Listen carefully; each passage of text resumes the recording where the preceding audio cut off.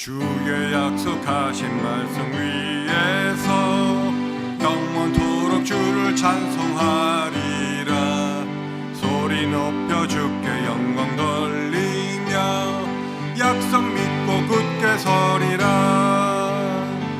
굳게 서리, 영원하신 말씀 위에 굳게 서리. 굳게 서리, 그 말씀 위에 굳게 서리라. 주의 약속하신 말씀 위에서 세상 염려 내게 엄습할 때에 용감하게 힘써 싸워 이기며 약속 믿고 굳게 서리라. 굳게 서리, 영원하신 말씀 위에 굳게 서리. 굳게 서리, 그 말씀 위에 굳게 서리라. 주의 약속하신 말씀 위에서 영원하신 주의 사랑 힘입고 성령으로 힘써 싸워 이기며 약속 믿고 굳게 서리라. 굳게 서리, 영원하신 말씀 위에 굳게 서리. 굳게 서리, 그 말씀 위에 굳게 서리라. 주의 약속하신 말씀 위에서 성령 인도하는 대로 행하며 주님 품에 항상 안식 얻으며 약속 믿고 굳게 서리라.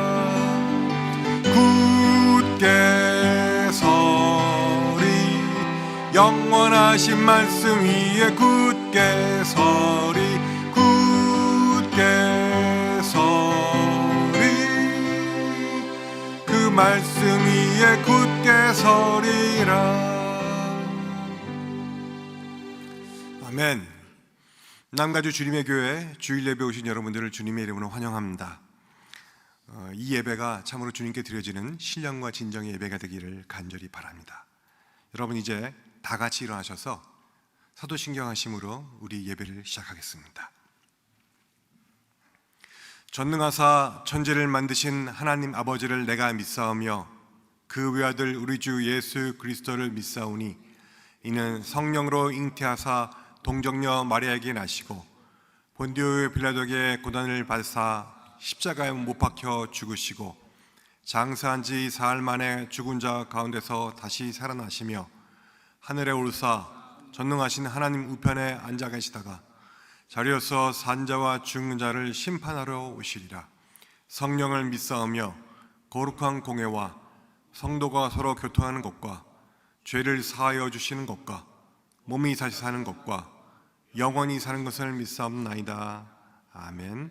다 자리에 앉으시겠습니다.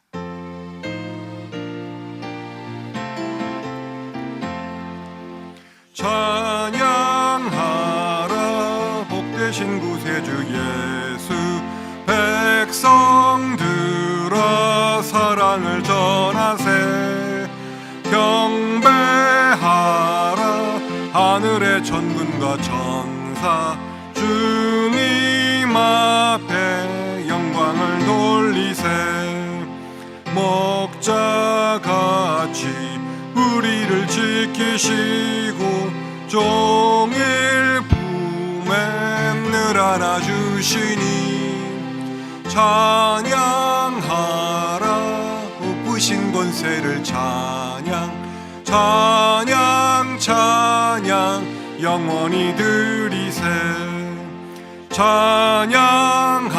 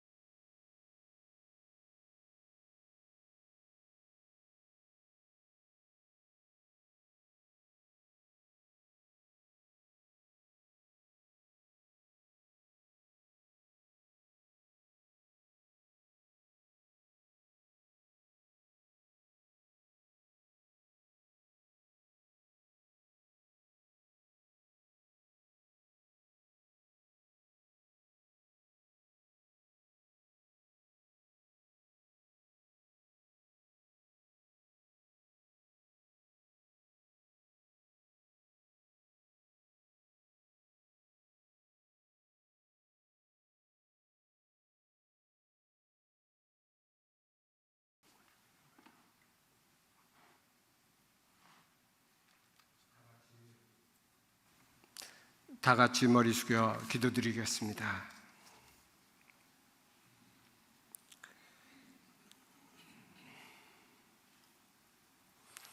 공허와 혼돈 속에서 말씀으로 세상을 창조하시고 오늘 또 살아있는 그 말씀으로 우리 삶 속에서 역사하시는 하나님을 경배하며 찬양합니다. 부족하고 허물 많은 우리들을 자녀 삼아주시고 저희에게 생명을 허락하사 오늘 또 이러한 어려움 속에서도 예배의 전을 지키게 하여 주시니 감사합니다. 하나님, 세상이 코로나19로 인해 혼돈과 공포 속에서 떨고 있으며 우리의 일상이 송두리째 바뀌어 버렸습니다. 많은 사람이 질병으로 생명의 위협을 받고 고통당하고 있으며 또 확산을 막기 위한 긴급조치로 직장과 사업체가 문을 닫고 있어서 가정과 생존이 위협받고 있습니다.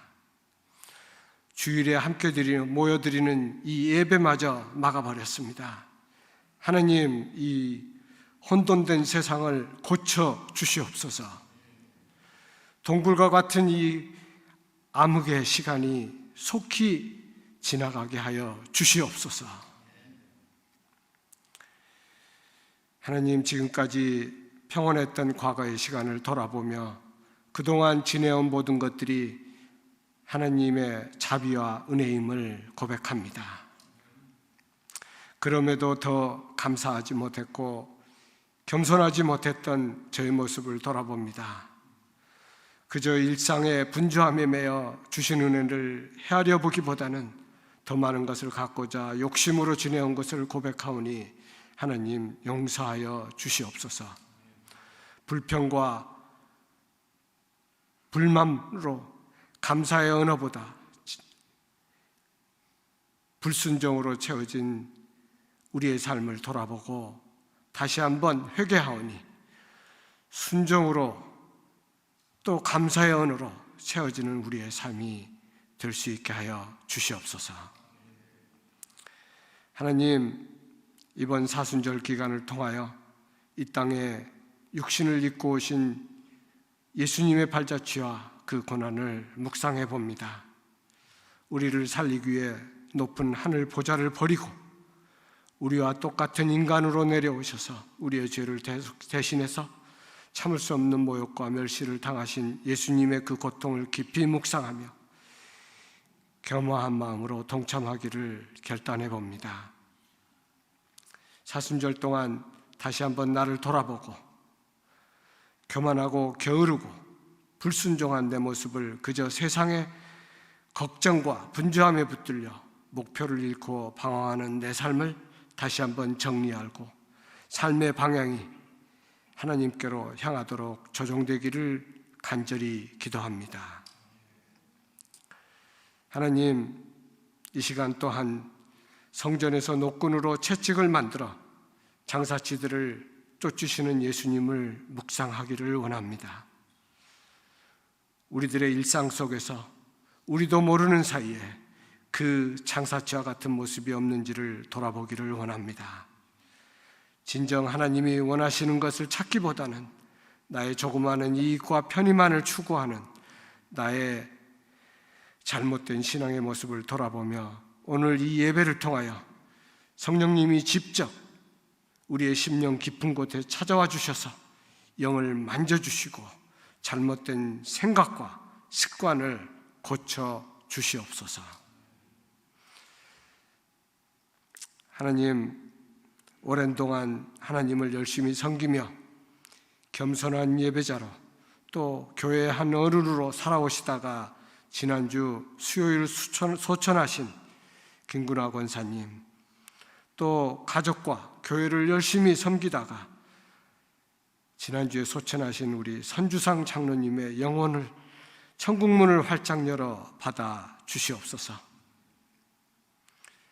이제 더 이상 치매도 암으로 인한 고통도 없는 천국에서 평안히 거하시기를 기도하며 하나님만이 하실 수 있는 그 은혜로 위가족들을 위로하여 주시옵소서. 하나님, 교회 안에 지난주 수술을 마치고 회복을 기다리는 김영신 권사님을 위해서 기도합니다. 하나님, 우리 김영신 권사님의 가정에 또 건강에 하나님 간섭하여 주셔서 회복이 속히 이루어지고 치유되는 역사가 있게 하여 주시옵소서. 회복 중인 우리 김재수 권사님, 에스터 권사님에게도 하나님께서 동행하여 주셨고, 교회 안에 육신의 질병으로 또 특별히 코로나19로 고통 중인 세상의 모든 형제자매들, 또 그들을 간호하는 가족들, 비록 하루하루가 힘들고 어렵지만 내가 너와 함께 하겠다는 그 말씀을 붙들고 소망을 잃지 않고 담대히 나갈 수 있게 하여 주시옵소서. 이제 담임 목사님의 입술을 통하여 선포되어지는 말씀 위에 성령께서 능력으로 함께하사 그 말씀을 통하여 폭포수 같은 은혜가 부어지고, 오늘 영상을 통하여 각자 처소에서 드려지는 첫 예배 성령님의 놀라운 감동과 역사가 있게 하여 주시옵소서. 이 모든 말씀을 우리를 위해 죽으심으로 우리에 대한 사랑을 확증하신 예수 그리스도 이름으로 감사하며 기도드렸습니다.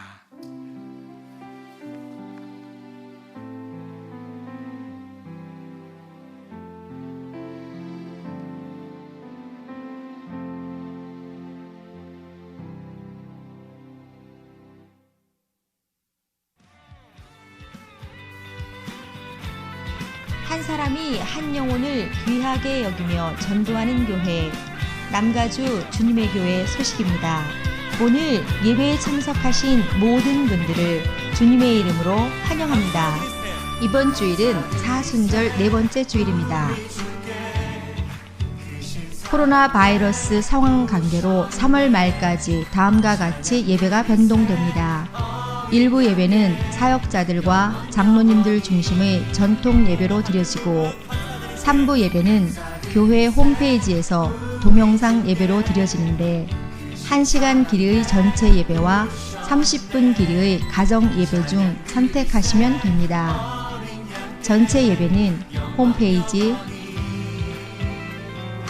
인터넷 방송, 주일 예배, 오늘 날짜 클릭. 가정 예배는 홈페이지, 인터넷 방송, 가정 예배, 오늘 날짜 클릭하시면 됩니다. 수요 예배는 3월 말까지 중지됩니다. 차세대 사역부 예배는 모두 동영상 가정 예배로 전환합니다. 다음 주부터 4월 19일까지 공식적으로는 새벽 기도가 없겠습니다. 새벽을 지키지 못함을 안타깝게 여기시는 분들을 위해 교회 웹페이지에 사순절 성경 통독을 똑같이 올려니 새벽을 깨워 여러분이 가정에 하나님의 축복이 임하는 제단으로 삼으시기 바랍니다. 집에서 온라인 가정 예배를 드리실 때도 예배의 일부인 헌금을 하시기를 권장합니다. 온라인 그리고 오프라인 헌금 안내를 드리겠습니다. 첫 번째, PO박스. 안전이 보장되는 PO박스를 열었습니다. 이 주소로 보내드린 헌금 봉투를 메일하시면 됩니다. 두 번째, 벤모 앱 이용. 송금은 @벨메모리얼UMC-벨로 하시면 됩니다. 벤모를 개설하고 싶으신 분은 교회에 문의하시면 도와드립니다. 세 번째, 온라인 뱅킹. 기존 온라인 뱅킹을 하시던 분들은 교회 은행 어카운트로 헌금하시면 됩니다. 네 번째, 크레딧 카드. 교회 홈페이지 기브를 클릭하신 후 자신의 카드 번호와 헌금 액수를 써서 보내시면 됩니다. 참고로 수수료가 듭니다. 다섯 번째, 교회 방문. 오셔서 기도하시고 헌금을 사무실에 준비되어 있는 헌금함에 넣어주시면 되겠습니다. 이 모든 헌금 방법은 교회 홈페이지에 안내되어 있으니 참고하시기 바랍니다. 교우동정 안내입니다. 박광윤 장로, 박광옥 권사님의 모친 김근아 권사께서 3월 18일 소천하셨습니다. 장례 예배는 가족장으로 진행됩니다. 이외에 다른 광고는 홈페이지의 주보를 참고해 주시기를 바랍니다. 오늘 예배를 통해 많은 은혜 받으시기 바랍니다. 이제 말씀을 받으시기 위해 모두 일어서시겠습니다.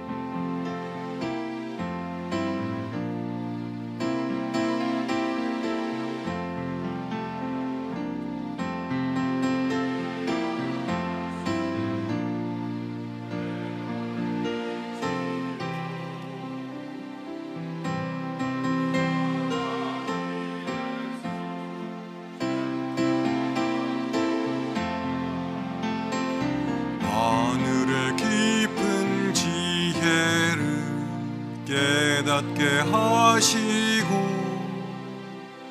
주 말씀 밝히 알도록 늘 도와주소서. 아멘. 이것은 나의 성경입니다. 나는 이 성경이 말씀하시는 사람이 될 것이며 이 성경이 말씀하시는 것을 소유할 것입니다. 이 성경이 말씀하는 대로 살 것입니다. 나는 오늘도 하나님의 말씀을 배우겠습니다. 마음을 열어 이 말씀을 받고 물된 동산 같고 마르지 않는 샘 같은 복된 자가 될 것입니다. 아멘. 오늘 이 시간 하나님께서 우리에게 주시는 말씀은 요한복음에 있는 말씀입니다. 요한복음 2장 13절에서 22절까지의 말씀을 저와 함께 교독하십니다. 제가 13절을 읽겠습니다. 유대인의 유월절이 가까운지라 예수께서 예루살렘으로 올라가셨더니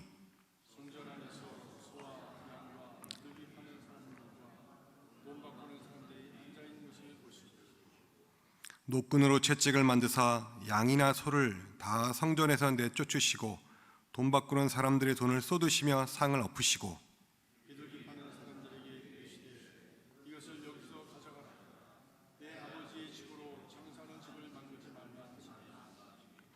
제자들이 성경 말씀에 주의 전을 사모하는 열심이 나를 삼키리라 한 것을 기억하더라.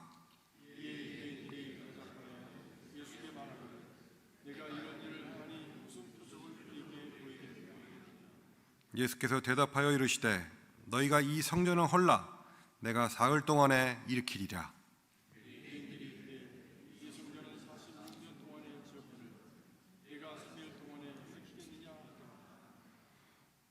그러나 예수는 성전된 자기 육체를 가리켜 말씀하신 것이라. 같이 읽으십시다.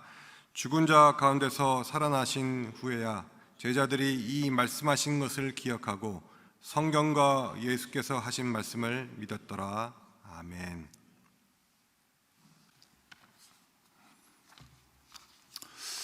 오늘 주님 전에 나오신 여러분들 한 분 한 분들을 주님의 이름으로 환영하고 축복합니다.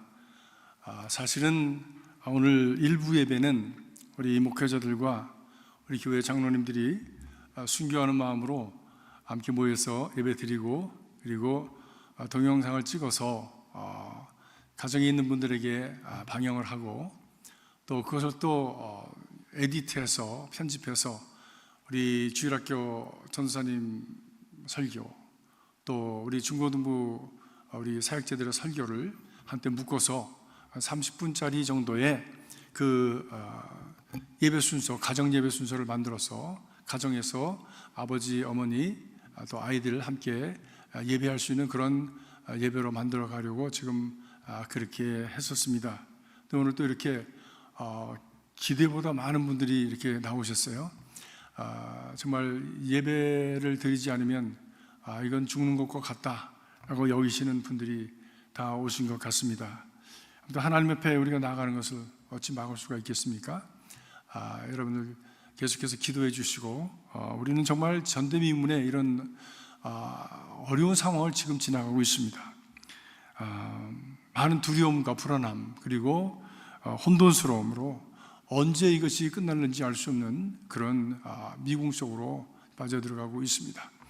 미국은 지금 이것이 이제 시작이다라고 하는 얘기들을 하는데 여러분들 하나님의 은혜 가운데서 자신을 잘 관리하시고 또 하나님 주시는 지혜와 희망, 소망을 가지고 위로하심을 가지고 그리고 우리에게 주어진 이 시간들을 함께 이겨갈 수 있기를 간절히 바랍니다. 무엇보다도 우리는 지금 사순절 기간 동안에 있습니다. 이 사순절은 우리가 우리 자신을 돌아보면서 우리 주님께서 우리에게 주시는 그 원함이 무엇인지를 찾고, 그리고 우리 자신을 잘 정리하고 회개하고 다듬어서 하나님 앞에 온전한 모습으로 나아가기를 원하는 그런 아름다운 영성의 과정입니다. 특별히 사순절 기간 동안에 이런 어려운 일이 일어난다고 하는 것은 또 다른 의미가 있으리라고 생각하면서, 특별히 오늘 말씀은 성전을 척결케 하신 예수님에 대한 말씀을 함께 나누면서 우리 자신을 돌아보는 그런 시간을 갖기를 원합니다.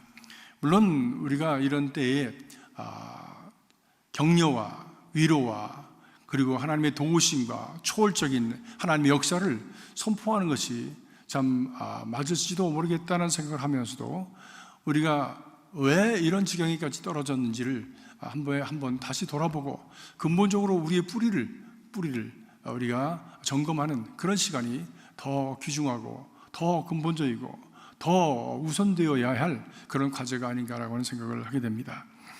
오늘 말씀은 예수님께서 예루살렘에 들어가셨다 하는 이런 기사로 시작이 됩니다. 유월절이 왔기 때문에 많은 사람들이 유월절을 지키기 위해서 성전을 찾게 되었을 것입니다. 원근 각처에서 사람들이 오게 되었는데, 그때 일어난 일이 바로 예수님께서 성전을 척결하신 일이었습니다.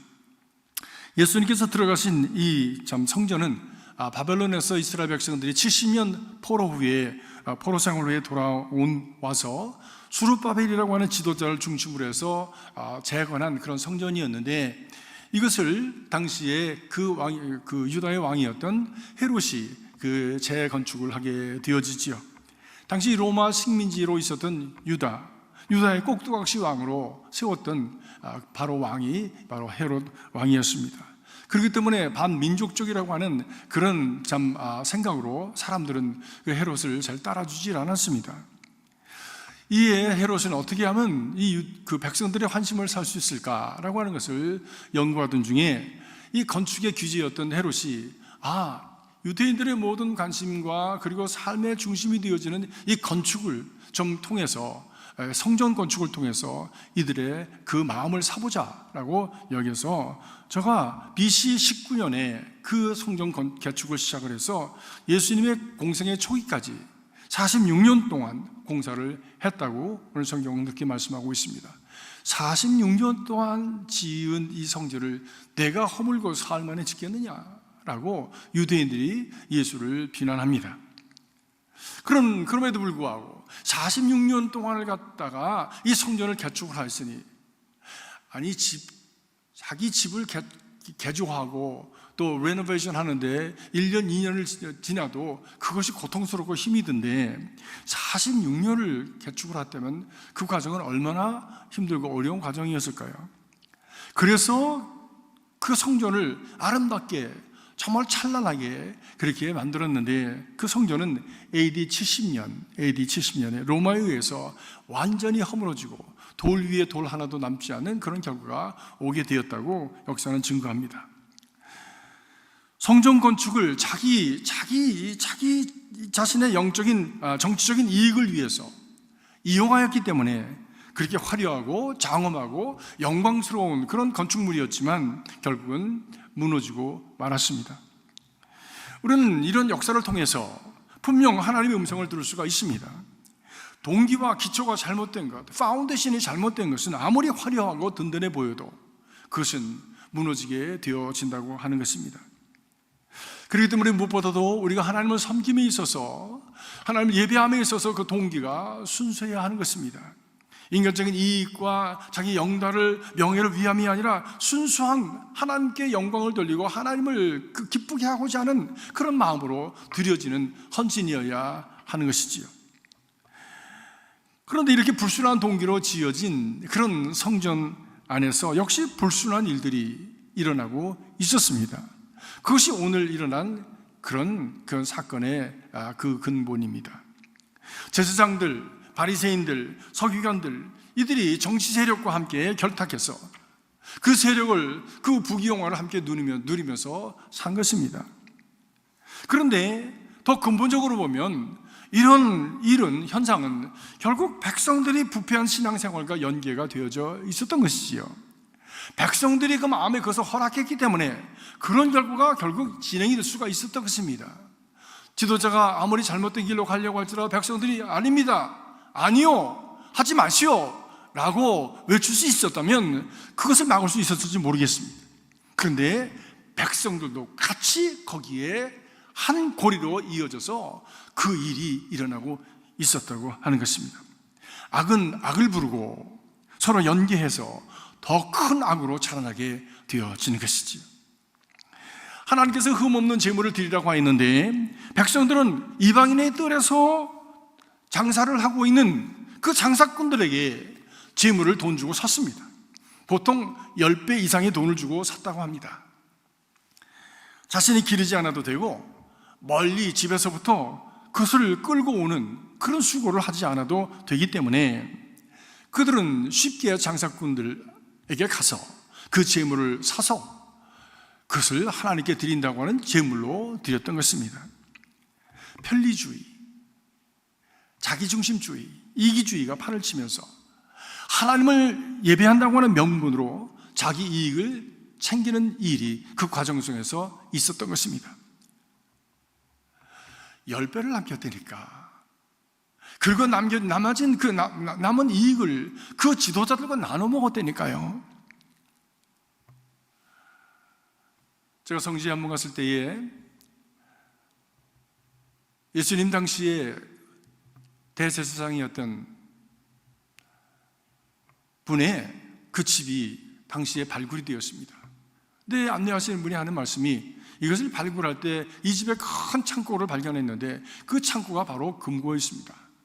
금고에 보니까 많은 돈이 거기에서 쏟아져 나왔다라고 하는 얘기를 하면서 당시에 그 지도자들이 얼마나 부패했었는가라고 하는 것을 이야기하고 있었습니다. 돈 바꾸는 일도 마찬가지였습니다. 하나님께 드리는 성전세는 이스라엘 돈 셰켈로 드려야 했습니다. 왜냐하면 하나님께 드리는 것은 정말 무슨 사람의 형상이든지 어떤 무엇이 새겨지지 않은 것이어야 했기 때문입니다. 그것이 하나님이 주신 계명이었기 때문입니다. 그런데 일반 생활 속에서 쓰던 저들의 돈은 바로 시자의 그 얼굴이 그려져 있던 그런 동전이었죠. 그래서 그것을 가지고 와서 이스라엘 돈 그 셰켈로 바꾸면 거기에는 올리브 추리의 그 이파리가 이렇게 새겨져 있기 때문에 그것을 사서 환전을 해서 그것으로 성전세 반 셰켈씩 하나님 앞에 드렸던 것이지요. 그런데 돈을 바꾸는데 4% 내지 6%의 구전을 붙였다고 합니다.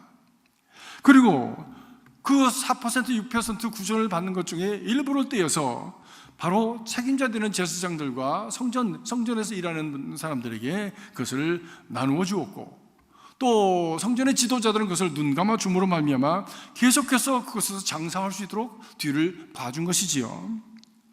백성들, 장사꾼들, 지도자들이 한 고리가 되어서 하나님의 전에서 불의를 행하고 있었던 것입니다. 성전에는 찬양하고 기도하는 소리보다 동물들의 울음소리와 장사치들의 경쟁적으로 호객하는 소리가 더 컸을 것입니다. 동물들이 이리저리로 돌아다니고 또 그것을 통제하려고 하는 사람들의 그 분주한 발걸음과 호통지는 소리가 성전 밖을 채웠을 것입니다. 6월절에 성전으로 오셔서 하나님 앞에 예배하고자 하셨던 예수님께서 이 모습을 보셨습니다. 그리고 예수님께서 저들에게 호통을 치셨습니다. 내 집은 만민이 기도하는 집이라. 그런데 너희는 강도의 구릴로 만들었도다 라고 말씀을 합니다. 그리고 저들을 채찍으로 쫓아내셨다.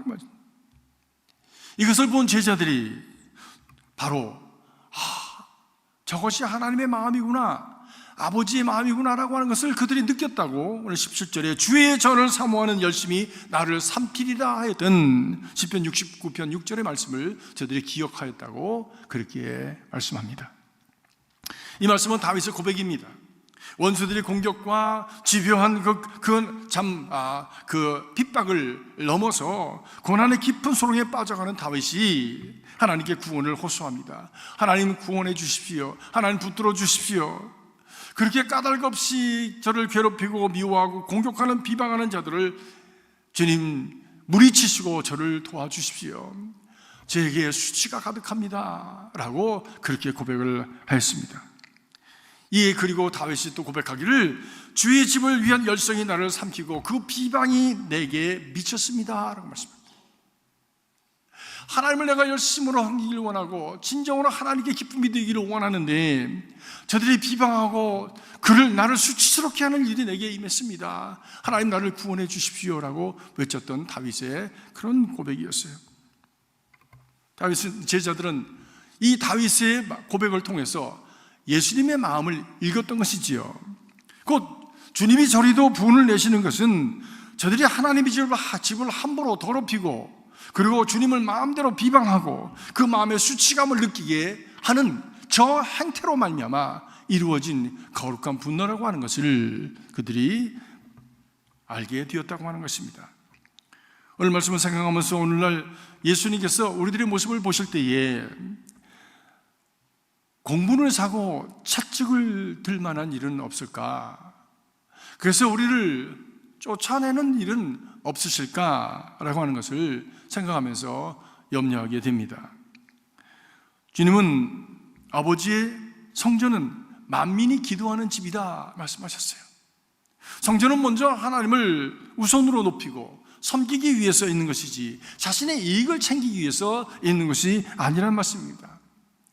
신앙생활의 그 영적 생활의 세 가지 차원을 우리가 생각할 수가 있습니다. 첫 번째는 개인의 영적 생활입니다. 하나님과 자신과의 관계입니다. 두 번째는 공동체 속에서의 영적 생활입니다. 그것은 다른 교우들과의 관계입니다. 세 번째는 사회 속에서 믿지 않는 사람들과의 관계, 우리 사회생활, 세상에 나가서 빛이 되어지는 삶, 이것이 모두가 다 우리 영적인 생활이고 그리고 우리 영성에 관련된 것이지요. 오늘날 성전을 통해서 먼저 하나님께 드리는 우리들의 예배, 자신을 헌신하고 희생하여 드리는 봉사를 우선하기보다는 내 이익과 내 위신과 내 영향력과 그리고 내 참 어떤 영역과 그리고 내 재미를 먼저 생각하는 일이 내 안에 있다면 우리는 주님의 그 마음을 생각해 보아야 합니다. 또 내가 이만큼을 했으니 당신들이 이만큼 내게 베풀어 줘야 된다고, 하나님께 내가 이만큼 헌신하고 봉사했으니 하나님 내게 이만큼 다시 돌려주셔야 된다고 생각하는 그런 장사하는 마음, 거래하는 마음, 이익을 챙기는 마음이 우리들에게 있었다면 하나님 앞에서 책망받을 일이 아닌가 우리는 생각해 보아야 됩니다. 그렇게 돌려받지 못하는 결과가 온다면 봉사도 하지 않고 헌신도 손을 놓아버리는 일들을 저는 교회 생활 속에서 종종 보게 됩니다. 내 마음대로 되지 않았다는 거예요. 내 말 안 들어줬다는 거예요. 나를 알아주지 않았다는 거예요. 그래서 모든 것을 놓고 그리고 뒤로 물러나 버리는 신앙, 저는 지난 40년 동안의 목회 생활 속에서 많이 보았습니다. 그것이 어디에서 일어난 일이냐? 성전에서 일어난 일입니다. 물론 공동체 안에서 우리가 인정받는 것은 열심을 다해서 봉사할 때 간접적으로 만족될 수가 있습니다. 그러나 신앙생활의 본질, 교회 생활의 본질은 그것이 아니라고 하는 것이지요.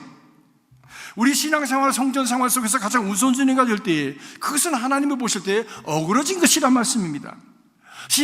우리가 성전 신앙생활에서 가장 우선되어야 될 것은 기도와 예배를 통한 하나님과 교제하는 가운데 하나님께 영광 돌리는 이것이 가장 우선되어야 하는 것이지요. 이번 중국발 코로나 바이러스로 말미암아 우리가 이 재난을 겪고 있습니다. 전대미문의 그런 어려움, 미래를 알 수 없기 때문에 불확실성 때문에 다 두려워하고 또 힘들어하고 있습니다. 그 불안함으로 말미암아 나타나는 사회적인 현상들이 이곳저곳에서 많이 나타납니다. 뭐 사재기를 하기도 하고 또 동양 사람들 보면 막 그냥 야유를 하기도 하고 뭐 이런 일들이 일어나게 됩니다. 미성숙한 사람들에게 나타나는 현상이죠. 그런데 그 영향은 우리 모든 삶의 사회적인, 그리고 우리 개인적인 삶의 모든 차원에, 그리고 모든 영역에 크게 영향을 미치고 있습니다. 교회도 그것의 예외가 될 수가 없습니다. 모든 교회 생활에 보여지는 것들, 가시적인 것들이 다 정지되었습니다. 주중의 모든 액티비티 다 정지되었습니다. 교인들이 함께 떡을 떼고 교제하는 그런 모든 것들 다 정지되었습니다. 이제 오직 남은 것은 예배와 기도만 남았습니다.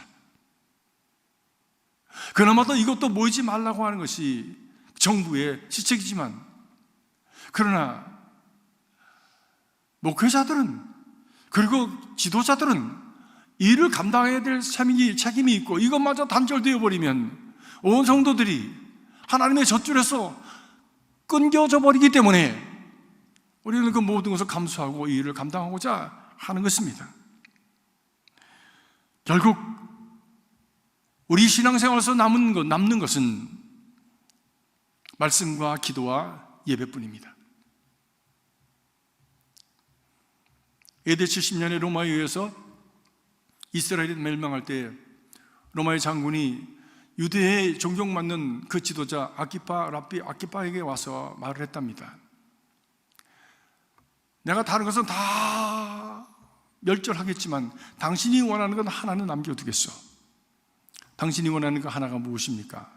당신은 존경받는 사람이고, 그리고 이곳의 지도자니까 내가 그것을 들어주겠다고 얘기했답니다.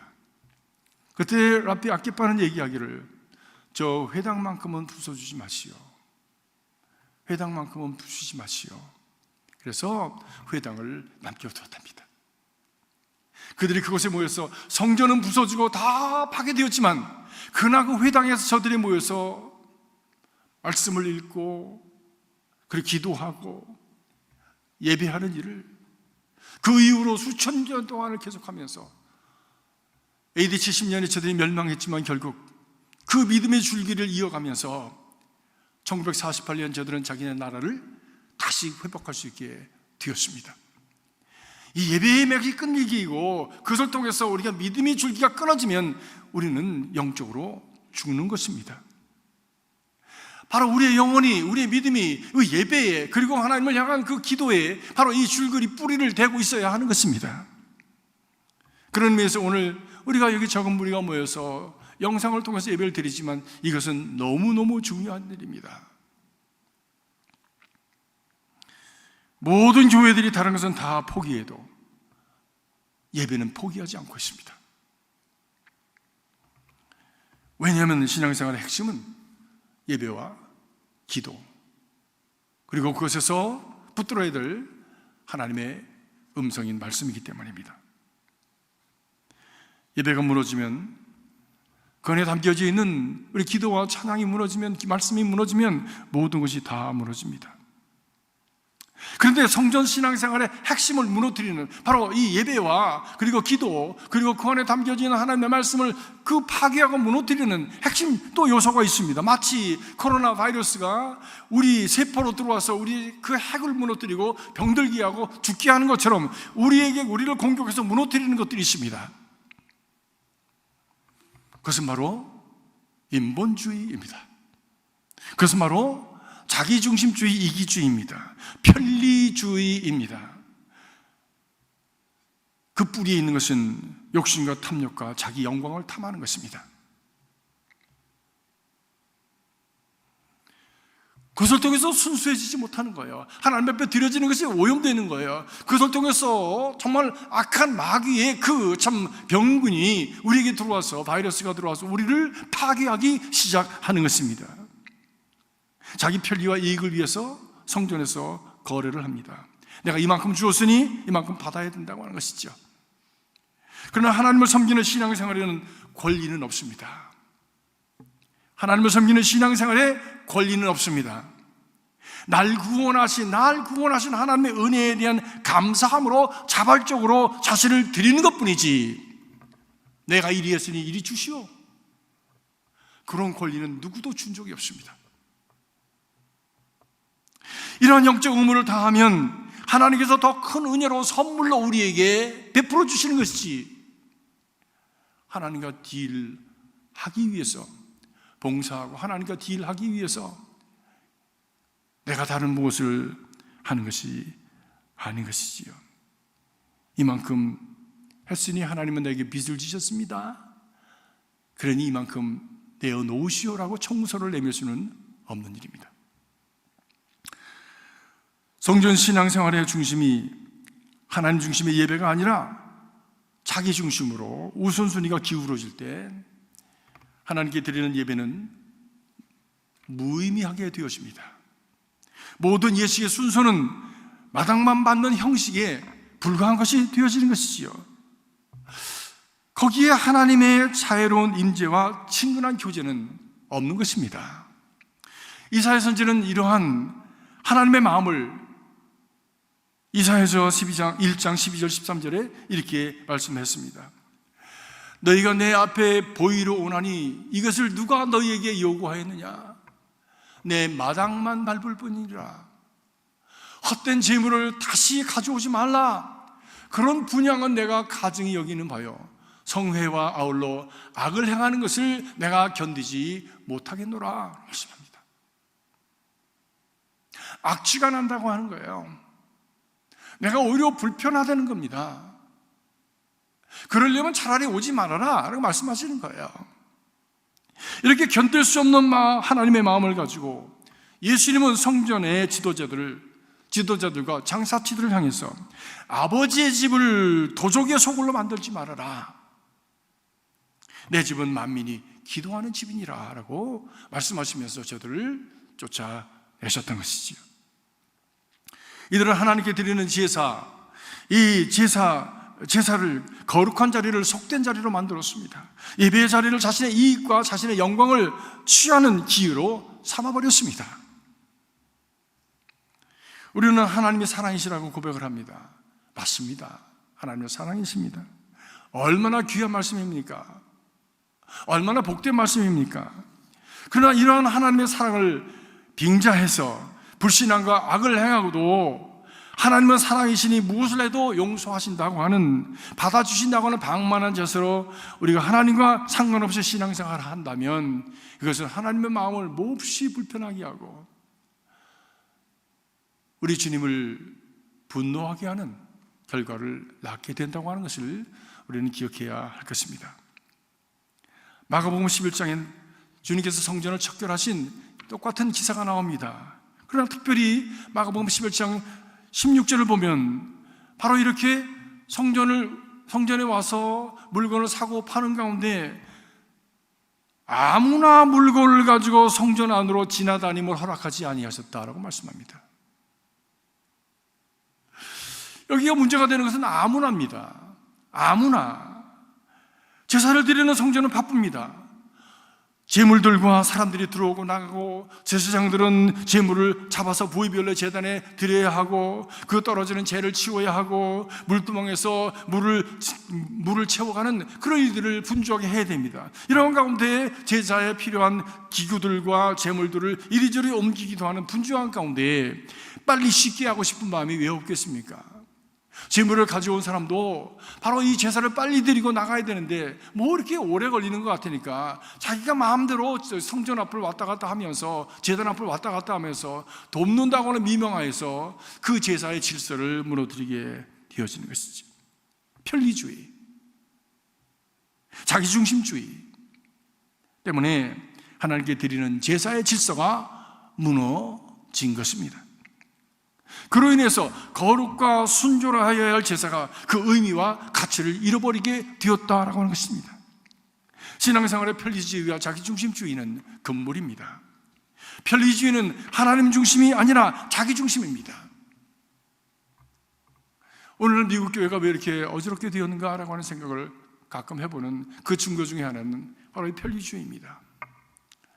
저는 신앙생활하면서 의뢰 이 성경책 들고 찬송가 들고 교회에 오는 것을 당연한 것으로 여기겠죠. 왜? This is my Bible. 여기에 하나님의 말씀이 있고 내가 여기에 정말 깨달은 바가 여기 있고 그리고 은혜 받은 바가 여기 있기 때문에 이것은 너무너무 소중한 거예요. 근데 이건 다 집에 놓고 교회마다 다 퓨마다 성경이 있고 찬송가가 있고 교회 올 때는 덜렁덜렁 빈손으로 오면 되는 거예요. 편리한 거죠. 왜? 챙기지 않아도 되니까. 그러면서 하나님의 말씀과 점점 거리가 멀어지고, 그리고 왜 나를 만족시켜주지 않느냐라고 하는 그런 마음이 점점 교회 생활을 통해서 성도들의 마음에 들어가 자리하게 되어진 것이지요. 조금만 불편해도 참지 못하고, 조금만 힘이 들어도 극복해내지 못하고, 그것을 어떻게 내가 극복할까, 내 믿음으로 어떻게 하나님의 전을 온전하게 세워갈까라고 하는 형보다도 나는 스펙테이터, 나는 구경꾼이요, 관중이요, 그리고 저 위에서 일어나는 일은 하나님도 내게 어떤 쇼를 보여주셔야 되고, 목사나 그리고 어떤 사역자들 그 위에서 어떤 퍼포먼스를 해야 되는 것처럼, 그리고 나를 만족시켜줘야 되는 것처럼 생각하는 그런 의식이 참여적인 예배가 아니라 방관자적인 예배자로서 저들의 믿음은 본질에서 떠나가게 되었습니다. 그리고 오늘날 교회는 무력하게 되어져 버렸습니다. 이런 편리주의와 자기중심주의는 우리 신앙에서 벗어버려야 할 더럽고 구멍난 헤어져 버리는 옷과 같습니다. 하나님의 사람들은 순결함과 하늘의 거룩한 예복을 입고 신령과 진정의 예배를 중심으로 성전을 섬기고 하나님 앞에 나아가야 하는 것입니다. 오늘의 어지럽고 힘든 시기를 맞아서 우리가 우리의 예배를 돌아보고 살피면서 우리의 성전 생활, 곧 하나님과 나의 관계, 그리고 이웃과의 관계, 그리고 나가서 우리가 참 우리 세상에서 빛과 소금의 직분을 감당해야 될 이 모든 하나님 중심의 우리의 믿음의 생활을 돌아보는 그런 기회가 되기를 간절히 바랍니다. 하나님이 원하시는 거룩과 순결을 회복하고 하나님께 진정한 예배자로 회복되어지는 그런 기회가 될 수 있기를 간절히 바랍니다. 특별히 이렇게 예배할 수 없는 상황으로 우리가 떨어지면서 우리는 어떻게 우리의 영성을 지켜갈 수 있을 것인가 라고 하는 것을 생각하면서 오늘 목회 수상에 이런 기도 제목을 적었습니다. 하나님이 우리의 구원이시요 능력이심을 고백하는 그런 기도가 우리에 있기를 바랍니다. 모든 성도들이 진실한 예배자가 되게 하여 주시옵소서. 진정한 예배자로 나가는 그런 새로운 회복이 있기를 바랍니다. 코로나19가 속히 회복되게 하여 주시옵소서. 기도해 주시기 바랍니다. 바이러스로 말미암아 어려움을 당하는 이들을 속히 치유하게 하여 주시옵소서. 또한 치유제가 속히 개발될 수 있게 하여 주시옵소서. 모든 성도들과 가정과 사업과 교회를 지켜 주시옵소서. 여러분 함께 그렇게 기도하시면서 또 내가 이웃들을 위해서 할 수 있는 일이 무엇일까라고 하는 것을 생각해 보시기 바랍니다. 어제 말씀을 준비하면서 이런 것은 참 좋겠다라고 생각을 했습니다. 왜냐하면 필요한 곳에 우리가 손을 내밀 때 그것이 유익한 것이지 필요하지 않은 곳에 우리가 손을 내밀 수는 없지 않습니까? 그래서 이제 더욱더 이 미국 사회에 이 마스크가 많이 필요하게 될 텐데 동부에 있는 어느 교회는 교인들이 이렇게 자가 격리를 하게 되면서 교인들이 마스크를 만들어서 없는 분들에게 제공하는 그런 지금 일들을 진행을 하고 있습니다. 그래서 저도 저희 교회가 집에 있으면서 이 마스크를 한 500개 만들어서 또 나눠주고 또 만들어서 나눠주고 하는 일을 했으면 좋겠다라는 생각을 합니다. 그 마스크의 그냥 모양이 그냥 까맣고 하얗고 노란 게 아니라 좀 이쁘게 밝고 명랑하게, 왜 어둡고 침침하니까 분위기가 그렇게 예쁘게 모양으로 만들어서 우리가 정성스럽게 나누면서 하나님이 당신을 그럼에도 불구하고 사랑하십니다라고 나눌 때 그것이 얼마나 참 도움이 되겠는가, 얼마나 하나님의 살아계심을 나타내는 증거가 될 수 있겠는가라고 하는 생각을 하게 됩니다. 또 앞으로 이것이 장기화된다면 연로하신 분들은 시장 가는 것도 어려우실 것입니다. 그래서 제가 우리 교회 전도부장님께 말씀드렸어요. 이렇게 어려운 일이 생겨서 시장에 가실 수도 없고 두려움 속에 있고 점점 참 힘들어지는 분들을 위해서 우리가 이분들을 도울 수 있는 길을 마련을 해야 됩니다. 장을 대신 봐드린다든지 또는 무슨 도움을 드려야 될 일이 무엇인지를 확인해서 저들에게 도움을 베푸는 일들을 우리가 정리해 가야 할 것입니다라고 말씀을 드렸습니다. 이것은 그런데 교회에서 혼자 할 수 없습니다. 주변에 계신 우리 속회에서 우리 성도들 한 분 한 분들이 같이 협력해 주셔서 인포메이션을 쉐어해 주셔야 이것은 이룰 수가 있고, 그래서 이루어감에 있어서 우리 각 속회가, 교구가 그것을 먼저 솔선수범하면서 일을 해나갈 수 있는 줄로 믿습니다. 하나님께서 우리를 도와주시길 바랍니다. 이 기간을 통해서 우리가 정화되어지고 회복되어지고, 그리고 하나님께서 말씀하신 대로 이 땅을 고쳐주시는 은혜가 있기를 간절히 기원합니다. 기도하겠습니다.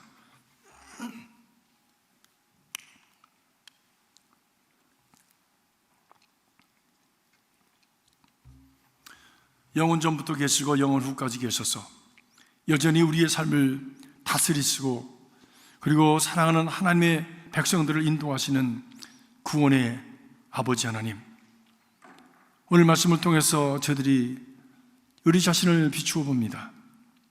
그동안에 우리 주님께서 채찍으로 우리를 몰아내실 만한 하나님 앞에서 우리의 신앙생활은 없었는지 돌아보는 기이한 이 사순절 기간이 되게 하시고,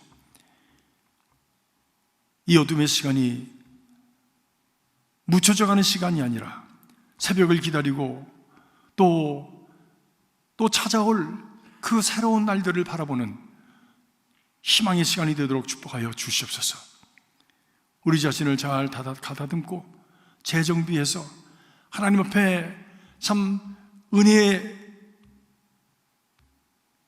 하나님의 은혜로 아름답고 깨끗하게 씻김받은 모습으로 설 수 있게 하시고, 정결한 모습으로 설 수 있게 하시고, 주님께서 기쁨으로 우리를 품으시고 축복하시는 복 있는 자의 모습을 갖추게 하여 주시옵소서.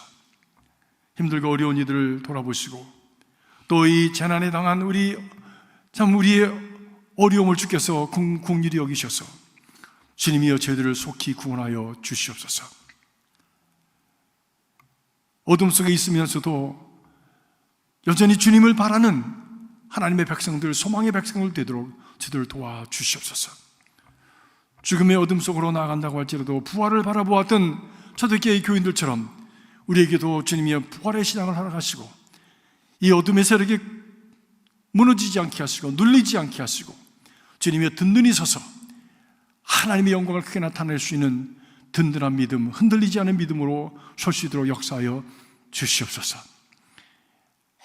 하늘의 평강을 저들에게 더하여 주시옵소서. 주님의 말씀을 붙들고 그럼에도 불구하고 소망하고 주께서 회복시키고자 하시는 하나님의 선한 뜻을 믿고 하루하루를 이겨갈 수 있도록 도와주시옵소서. 우리와 함께 하시는 주님을 찬양합니다. 지금도 우리에게 기대를 가진 주님을 바라봅니다. 주님, 저희들을 붙들어 주시옵소서. 예수 그리스도 이름으로 간절히 기도하옵나이다. 아멘.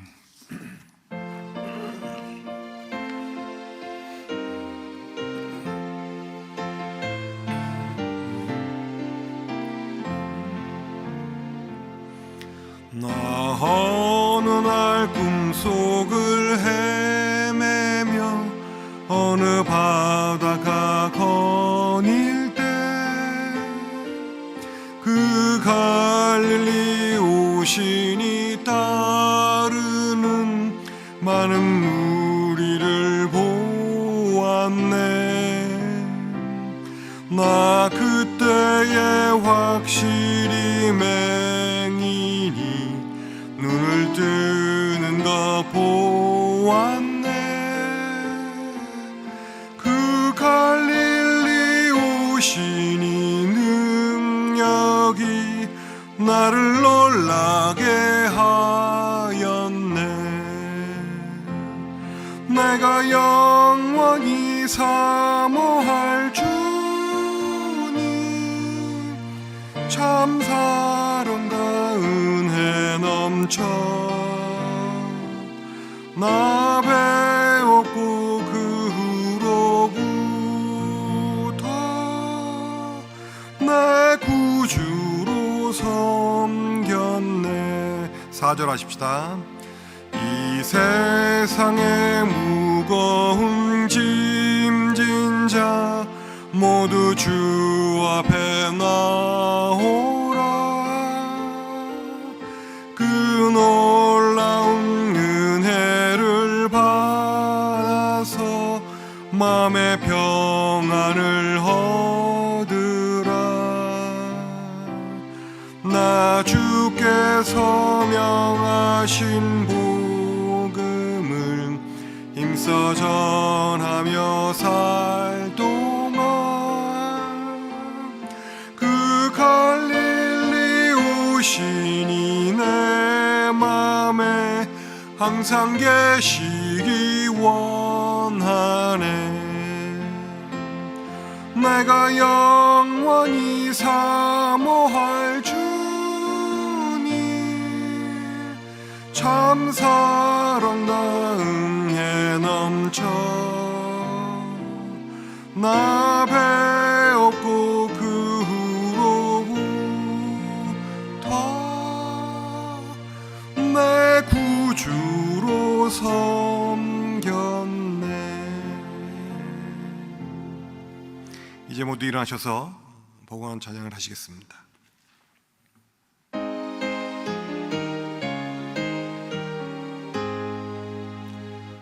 만국의 근원 하나님 온 백성 찬송 드리고 저 천사여 찬송하세. 찬송 성부 성자 성령 아멘.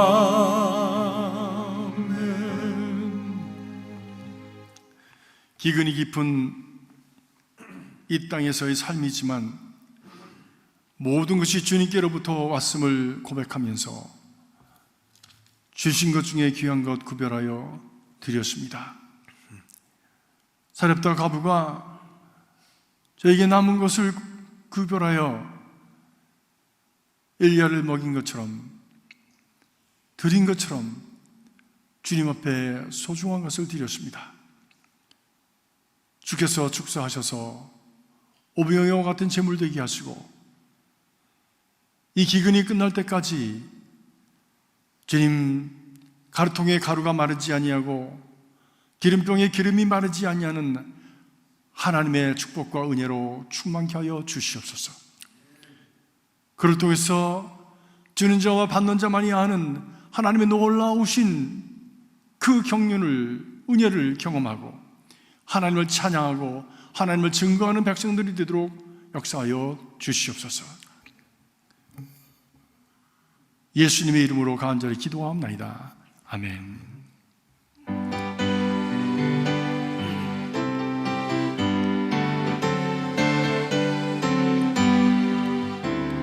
죄에서 자유를 얻게 함은 보혈의 능력 주의 보혈 시험을 이기고 승리하니 참 놀라운 능력이로다. 주의 보혈 능력이 또다. 주의 피 믿으오 주의 보혈 그 어린 양의 매우 귀중한 피로다. 육체의 정욕을 이길 힘은 보혈의 능력 주의 보혈 정결한 마음을 얻게 하니 참 놀라운 능력이로다. 주의 보혈 능력이 또다. 주의 피 믿으오 주의 보혈 그 어린 양의 매우 귀중한 피로다. 눈보다 더기에 맑히는가 보혈의 능력 주의 보혈 부정한 모든 것 밝히시니 참 놀라운 능력이로다. 주의 보혈 능력이 또다. 주의 피 두고 주의 보혈 그 어린 양의 매우 귀중한 피로다.